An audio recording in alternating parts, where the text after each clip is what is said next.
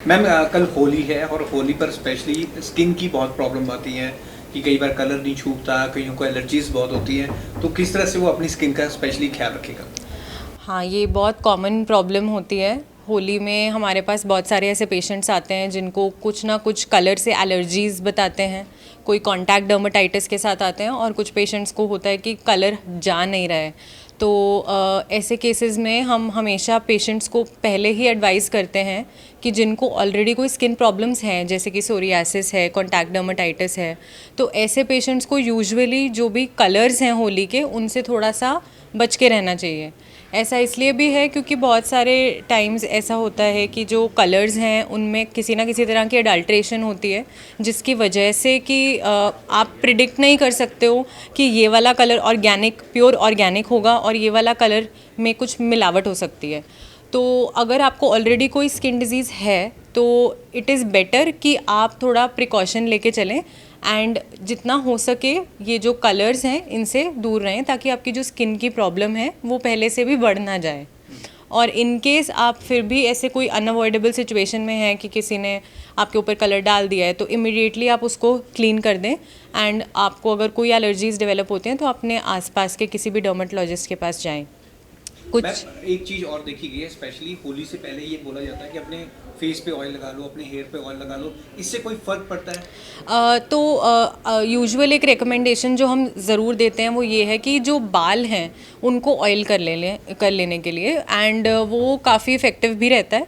Because अगर आप अपने बालों पे ऑयल कर लेंगे तो there is a lesser tendency कि जो आपके कलर्स हैं वो आपके स्कैल्प के स्किन के अंदर अब्जॉर्ब हो जाएंगे, बिकॉज वो सरफेस पे ही रोक दिए जाएंगे, because there is an another protection, मतलब एक तरह की एक लेयर और आ गई है आपके स्कैल्प पे, जो कि थोड़ा पेनिट्रेशन कलर का आपके स्कैल्प पे कम कर देगी, जिसकी वजह से आपकी स्कैल्प की एलर्जी कम हो जाएगी। बट इन जनरल मतलब ऐसे एक जेनेरिक स्टेटमेंट हम नहीं बोल सकते कि फेस पे भी आप लोग ऑयल लगा लें। हाँ, थोड़ा मॉइस्चराइज कर सकते हैं आप, एक जो normal barrier of the skin है उसको मेंटेन करने के लिए अगर आप अपनी बॉडी पे, अपने फेस पे एक मॉइस्चराइज़र की लेयर लगा के, एंड सनस्क्रीन का लगाना बहुत इंपॉर्टेंट है, नॉट जस्ट होली के फेस्टिवल में but in general also.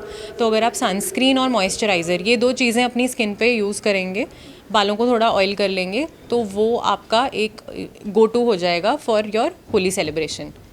Ma'am आप अगर हम होली में देखे जाएं, लोगों को बहुत प्रॉब्लम्स आती हैं, एलर्जी की किस किस टाइप की प्रॉब्लम्स आती है और उन्हें क्या करना चाहिए? तो कॉमनली जो हमारी मोस्ट कॉमन डिजीज़ेज़ हैं उन्हीं के फ्लेयर्स हम देखते हैं। जैसे कि एक्ने पेशेंट्स आते हैं, उनका कॉमन कंसर्न होता है कि अगर हमने फेस पे लगाया, क्योंकि एक्ने मोस्टली फेस पे होता है, तो अगर कलर यूज़ किया तो एक्ने फ्लेयर ना हो जाए, तो एक्ने के फ्लेयर्स कॉमनली हम देखते हैं। बाकी कॉन्टैक्ट डर्मेटाइटिस होता है जो इरिटेंट भी हो सकता है, एलर्जिक भी हो सकता है, वो हम कॉमनली देखते हैं। सोरियासिस किसी को हो तो वो भी बढ़ सकता है।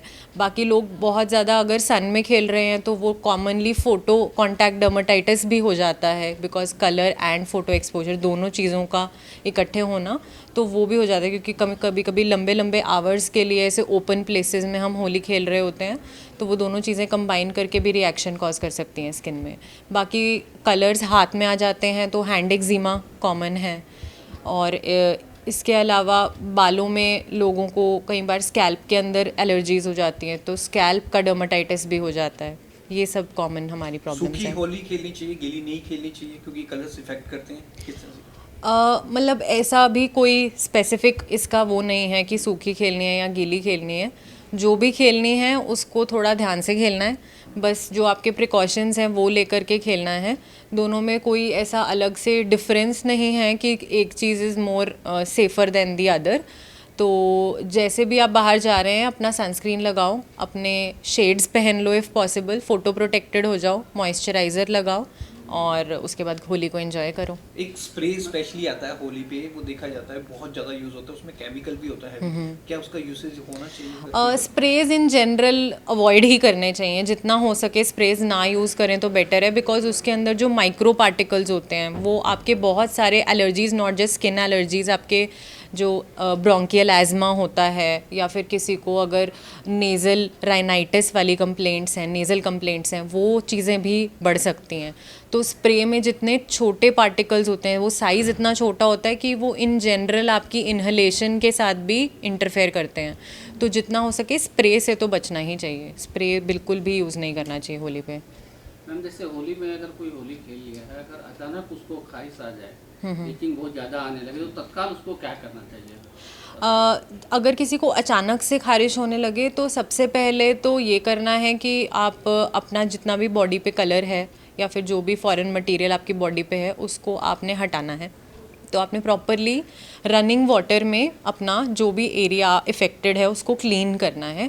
Soap and running water, normal soap and running water ये यूज़ करके क्लीन करना है। उसके बाद जो खारिश है उसके लिए तो बहुत कारण हो सकते हैं, बट जो सबसे इजी रेमेडी है जो कि आप सब लोग घर पे प्रैक्टिस कर सकते हैं वो है कोकोनट ऑयल। नारियल का तेल आप लगा सकते हैं अपने अफेक्टेड एरिया पे, एंड वो हर डिजीज़ में ही ट्रू है, क्योंकि किसी भी तरह की एलर्जी अगर खारिश होती है तो उसमें नारियल तेल का एप्लीकेशन आप कर सकते हैं एंड इमीडिएटली उसके बाद आप किसी डर्मेटोलॉजिस्ट को कंसल्ट कर सकते हैं।